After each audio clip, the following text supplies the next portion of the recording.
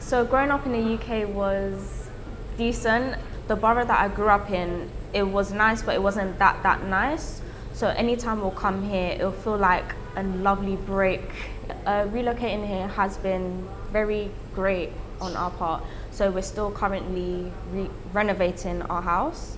So other than that, it's been an amazing experience. I couldn't have asked for a better experience. Over here, we've got the rest of our family, you know, they're always coming round, it's nice. I'm growing closer with a lot of my aunties and uncles, so it's very nice for me. That's the best part about living here. Oh, and also the fact that I'm close to the beach. So in London, you have to drive about 2-3 hours. In fact, to go to a decent beach, you have to drive at least 6 hours.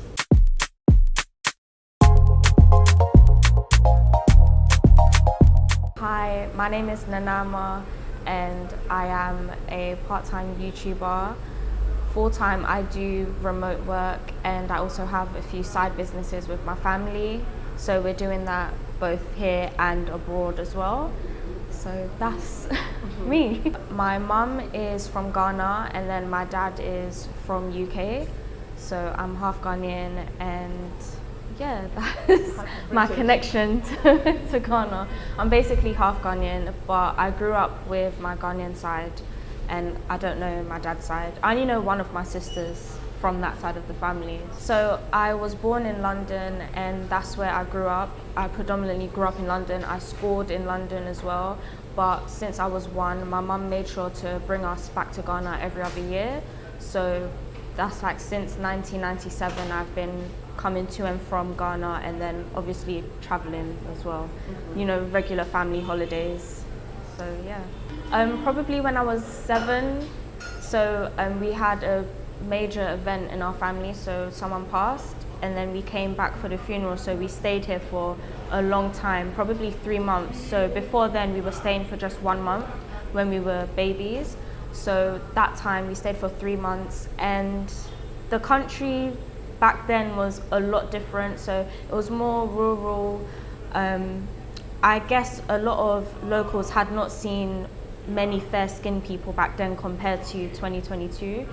So my experience then was very pleasant though, because I was always around family members or friends of family. Compared to now, I do meet a lot of new people, so I have a lot of new people in my life and I feel like they have seen more fair-skinned people, but there's always that chat of like, oh, a Bronny, so like, I've always been hearing that since I was a kid, so that's basically my experience with locals. So growing up in the UK was decent. Basically in London, there's a lot of different boroughs, so areas. So here you would have like East Legon, Osu. So in London they've got different boroughs. So the borough that I grew up in, it was nice, but it wasn't that nice. So anytime we'll come here, it'll feel like a lovely break. It'll feel nice.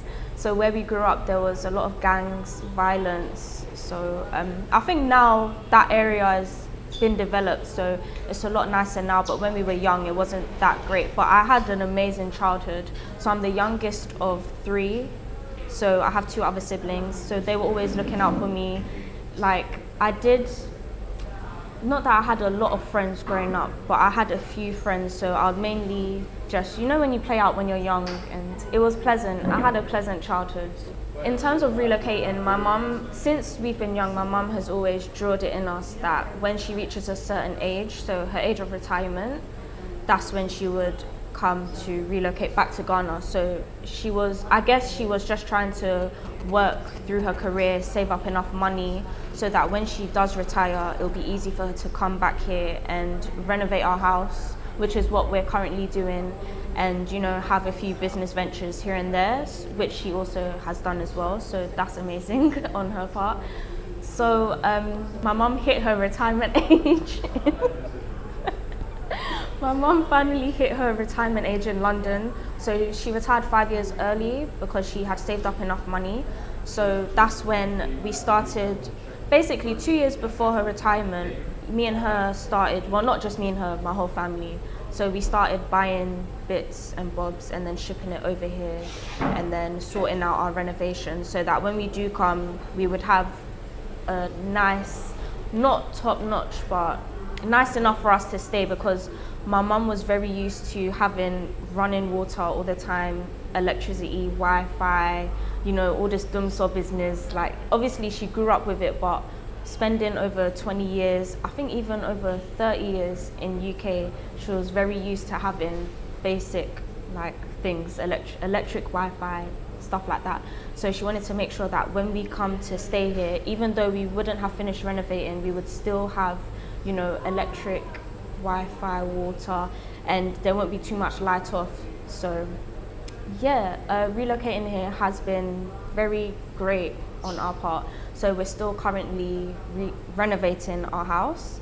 So other than that, it's been an amazing experience. I couldn't have asked for a better experience, both with my time in UK and my time in Ghana. I feel like I've been very privileged because my granddad was well established. So to be honest with you, I personally haven't seen any sort of hardships, both growing up and in my adult life, whether that be living in London or in Ghana.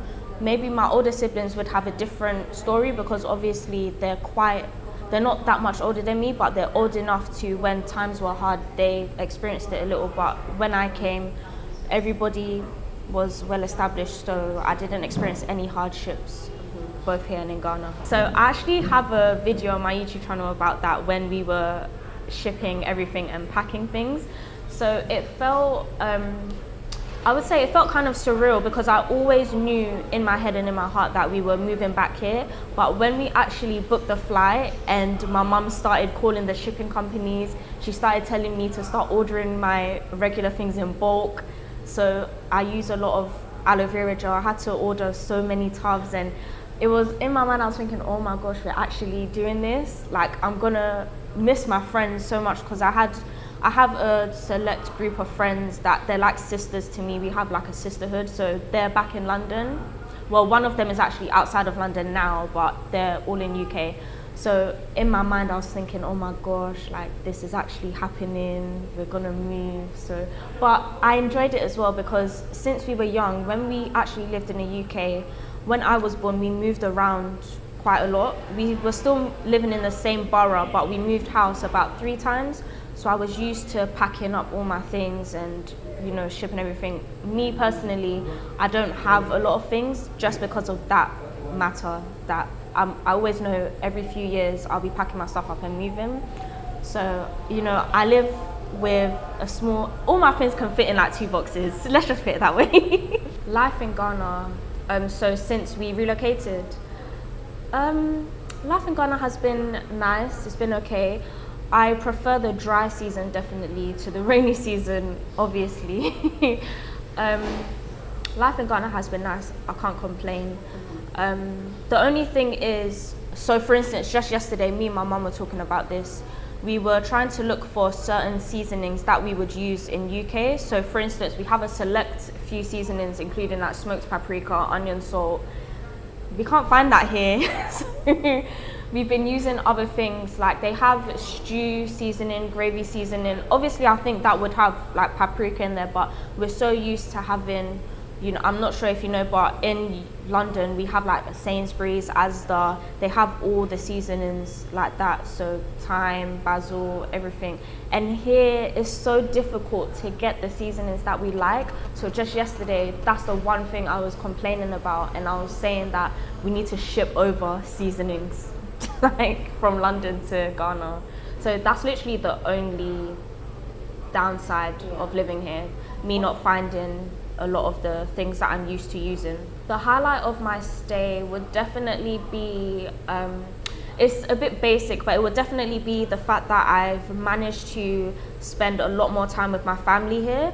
So in London, it was just me, my mum, my brother, my sister, and my stepdad, because my mum remarried. So I don't actually call him stepdad, I'll just say he's my dad. So it was just us 5 there, and yeah, it was very, you know, lonely. Over here, we've got the rest of our family, you know, they're always coming round, it's nice. I'm growing closer with a lot of my aunties and uncles, so it's very, very nice for me. That's the best part about living here, just the fact that we're able to have a lot more family time, and especially as a lot of members of my family are progressing on in life, so they're getting a bit older, and things are happening. So I love the fact that I'm able to spend time with them before their time here on earth.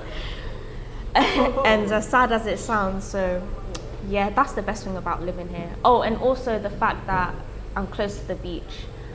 So in London, you have to drive about 2-3 hours. In fact, to go to a decent beach, you have to drive at least 6 hours. So to go to Cornwall, I'm not sure if you know where that is. So that's like a 6.5 hour drive to get to Cornwall, but it's like a 2-hour drive to get to Brighton. But the beaches in Brighton, I don't know if any of you are familiar with UK beaches. They are not the one. They're full of rocks, nappies, just rubbish. So I love the fact that we're close to the beach here, and the weather. Of course, everyone loves hot weather. I don't know, I haven't met anyone that prefers cold weather over hot weather. So those are the highlights of living in Ghana. You know what, I actually understand Tree fully, but in terms of speaking it, I can speak it Kakrebi, so just maybe about 60% of the language I can speak. Just the other day, I was in a trotro, so they were talking Tree, I was understanding it. Because I was replying in English, they were like, how can you understand it? You can't speak it. So, that's still a work in progress. So I can write it as well, surprisingly. So my dad taught me. So my new dad, he actually taught me how to write Tree. So he was teaching me how to speak it, but we fell off. We moved here, and when you move here, because everybody here is speaking either Tree, Ewe, Fanti, Ga, like, I don't know, majority of people there, they can talk English, but they prefer to talk the local languages, so you pick it up more. So yeah. What words can you say? Like, what sentences can you put together? I can put together quite a few sentences. Literally, it will depend if I'm having a conversation with someone, and it's just little words that I would say in English. So it's like a broken tree. Okay. Yeah. So let's try. What are your favorite Ghanaian dishes in Tree? So you can answer that in the local dialect. Oh, see, things like that. When you come technical like that, that's when I can't. But if it's things like, people are like, what's a tree? And I'm like, mititri, like mititri cry, like just things like that. And I can do all the greetings, but that's basic. Everybody should know how to do that. If you want, I can teach you now. And to say, like, just things like this. When it comes to technical things though, I really can't, because obviously I didn't go to school to learn it. So when it's things like, if you want to say something so technical like, the light bulb in here has blown, I will not be able to say that. But if it's things like, I don't know, McCall Malcolm's, things like that, like I'm going Malcolm's, just honestly, like I wish you could talk Tree so you can ask me, then you'll be able to see. My favorite local dishes are fried yam and pepper. The only thing is, I'm not fond of the red pepper. I like the green shito, so really I like fried yam and shito, but that's not really a dish. So that's basically like a side dish. I like fried rice, but my issue with Ghana is the fried rice and yede, honestly, like, I don't even want to sound like that person, but it's really, it's not nice here. And I think it comes down, I think it comes down to my whole point about not finding certain seasonings here. So, anybody that's cooking fried rice here is using what they have. So I'm actually a very great cook. That's why I find it difficult to find like nice fried rice. Apart from fried yam, I like fufu. Yeah, do you know what? I'm not picky. I eat anything. The only stuff that I don't eat is pork, and actually I am picky because the only fish I eat is red brim, and you can't get that in Ghana at all. So the only fish that I eat here now is crab, tuna, and yeah, that's literally it. So I also have a YouTube channel, and that is Nanama DT. So Ondira is gonna plug it down for you guys below. So be sure to subscribe. The thing with my channel is I'm trying to, basically I want people to see what it's like to live in Ghana as, I don't know how to explain it, because obviously people won't class me as a local because I've lived abroad since I was young, but I live a local life. Like, I'm not living in a flashy estate. I'm not doing like hotels every day, restaurant every day. Like, we cook at home every day. We go out. The only time we go out to eat is when my mum feels bad for my videos and she says, oh, let's go to this place, it'll look nice in your vlog. That's the only time we eat out. Even if it's someone's birthday, do we eat out? For Mother's Day, we went out to eat, and even that was like a one-off. So I want to show people what it's like to like live a local life, to, you know, eat from the roadside. Not that I would advise it. If you're not used to staying here, do not eat from the roadside. Your belly will run, honestly, trust me. I've been there, it's not nice. So yeah, I'm also showing what it's like to build here. So this is one thing that I'm doing and I'm making sure to do. We're currently renovating our house and we've got a few other building projects going on. So what we want to do is use local workmen. Obviously, you can go to different establishments that are like well-established companies. They've been around for 20 plus years. Everybody will go to them. We're trying to just go with local workmen because there's talent here in Ghana, and you know, companies don't want to utilize it. They'd rather find talent abroad and bring the talent here. It's like, for instance, the whole construction of the roads and the motorways, they're bringing talent from China to do it. It's like you could hire Ghanaians to do it. You just need to find them. Obviously, it's like finding a diamond in the dust. So not that I'm saying there's not a lot of talent, there is. I'm just saying you would have to really put the effort in, go out there, try everyone, and you'll find good workmen. So that's what we're doing. We're hiring local workmen to renovate our house for us. The only thing is, it does set back our projects a lot. So for instance, we were expecting workmen yesterday, they did not show up.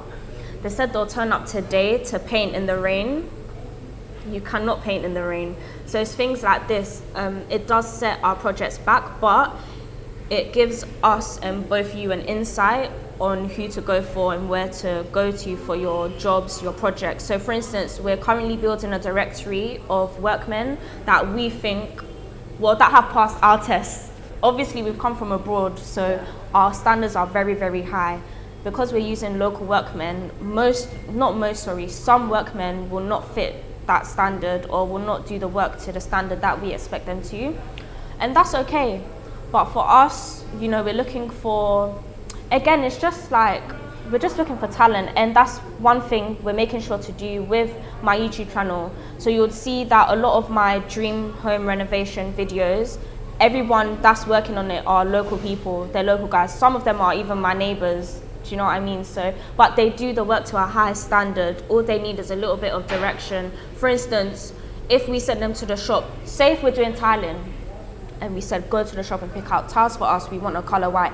They might come back with a white, orange and blue tile and say, oh yeah, it's nice. Whereas me personally, I would want a white marble or just a gloss white. It's little things like that. It's all in the finishing. So that's one thing we're making sure to do. Apart from the renovation videos, I also do lifestyle vlogs. Again, that's just showing you guys my everyday life.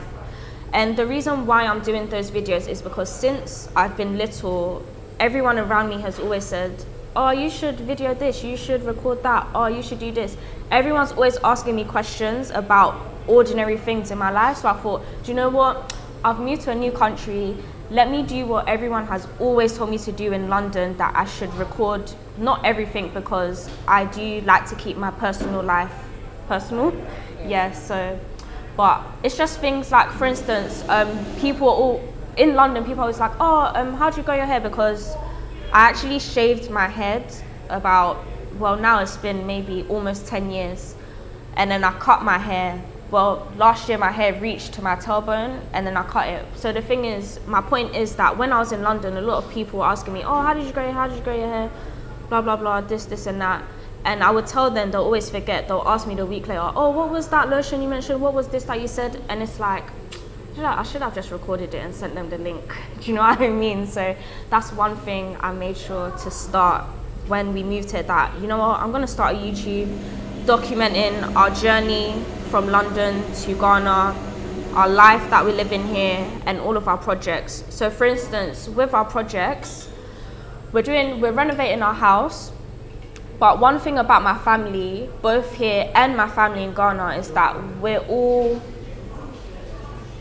very interested in property and engineering. So a few of my uncles are engineers. My brother is very, very good with property. Like even my mum is good with property. We have various properties both in UK and in Ghana. Not that I'm trying to flex, I'm just trying to do a backstory. So with that, we basically, I'm basically trying to say we offer other services. So for instance, since we've been here, I've had several clients, both in London, Kumasi, and in Accra, and they want me and my mum to basically help them with their renovations, guide them, direct them, give them our contacts that we have. Because as you know, when you're doing renovations in Ghana, do not trust anybody. If you go and put your life in someone's hands, you'll die. So honestly, you have to really make sure the person is trustworthy, because there's a lot of con artists here. So that's one thing that we offer. As I said, we're building a directory of workers. And one of the main reasons that we wanted to go for local workers is because we're not rich. We have a budget with everything. When you go with local workers, your price will be cut in thirds. You'll pay a third of the price than if you went to a commercial company. So that's one thing that we're doing. We offer basically like interior design, consulting to do with your properties and to do with the structure of your property as well. For instance, just the other day we was driving to Ada because we went to, where did we go? Aqua Safari Resort. Have you heard of that resort? Yeah, so we was going there, and I don't know if any of you have noticed, but on the way there, there's a lot of areas that when it rains, it will flood, and that's because the flow of the river is going in that area. And we saw a lot of people had started building in that area, and it looked like it was abandoned.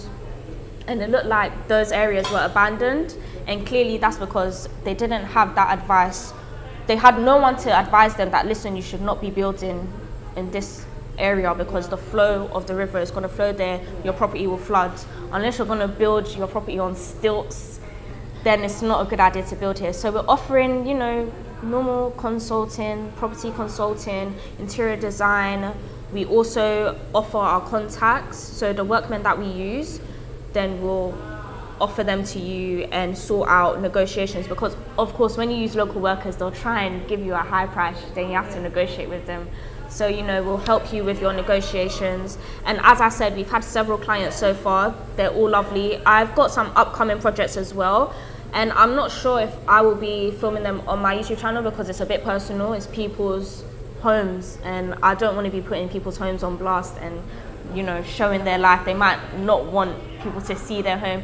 Me personally, this is why I never film outside of the compound, because you would figure out where I live.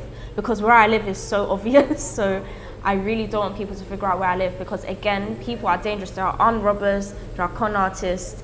If you put your whole life on show, people will come and rob you, and what will you do at the end of the day? So that's what we offer. So make sure to subscribe to my YouTube channel, and feel free to contact me personally on my Instagram and even on my YouTube, because I make sure to reply to everybody about if you're interested in, you know, if you need help with basically building or anything to do with property, then we'll be able to guide you. As I said, me and my family were based around property engineering, you know, gas engineering. So we know what we're doing when it comes to things like this, which is why we're able to do things on a budget, but to a high standard. When I think of Ghana, the three, do you know, I know it's gonna sound strange, but burning. And I know that sounds strange, but that's because the smell, you can always smell like bush burning, and me personally, I love that smell. And I know it sounds so strange and so weird, but have you smelled that smell? I actually like it. So I don't know if any of you would agree with me, but that's the one thing that I think of. Even when I was living in London, I was always thinking of, nah, it smells like Ghana, and it would literally be something burning. So that's the one thing I think of. Number two, when I think of Ghana, I don't know, you know, food, maybe, and that's because I'm a big foodie. So, and then the third thing would probably be, I don't know, I honestly don't know, you know, maybe the beach, but that's just me thinking of three things. But the two, I only think of one thing when I think of Ghana, and that's the burning smell. So I don't know if any of you would agree with me, but I really like that smell of burning. Oh no, I think of Aponchis, goats, because they're my favorite animal. So, so another thing that I'm filming on my YouTube, sorry if I'm talking a lot. Another thing that I'm making sure to document is the fact that we're starting farming. So I've currently got a small goat farm. It's gonna appear like a baby farm to those of you who are farmers. I've only got, I think now we've got 9 goats, and basically, I'm not sure if you managed to catch up on my channel, but several months ago, 2 of our goats and 1 was pregnant. 2 of them got robbed and killed, so that's sad. I know, this is what I meant about trusting people in Ghana. So now we're just down to 9, but that's fine. You know, it's a work in progress, and we can always buy more pregnant goats. So yeah, that's one thing I'm making sure to document. And we're also going to be doing crop farming as well, because as you know, prices are going high. The one advice I would give to anyone moving to Ghana or even if you're currently living in Ghana, even if you're local, anybody, please start farming, start growing your own crops. Because just the other day we went to buy tomatoes from the supermarket. It was so expensive. We even went to buy plantain because our own plantain trees have not bared any fruit yet. And it was so expensive because recession has hit, the prices are going up, you know, the war is on. So please grow your own crops so that, you know, it's good to live off the land. At the end of the day, you live off your land, and that's when you'll thrive. So work hard, grow your own crops, and yeah, live off the land. Yeah, enjoy Ghana. Thank you.